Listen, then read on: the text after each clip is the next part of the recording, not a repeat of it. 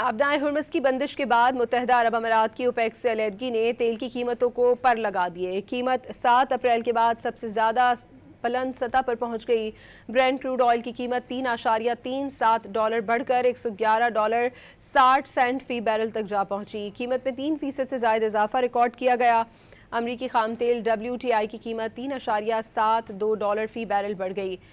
निर्ख $100 से ज़ायद हो गए। आबदाए हुर्मुज़ की बंदिश के बाद मुत्तहदा अरब अमारात की ओपेक से अलहदगी ने तेल की कीमतों को पर लगा दिए। कीमत 7 अप्रैल के बाद सबसे ज़्यादा बुलंद सतह पर पहुंच गई।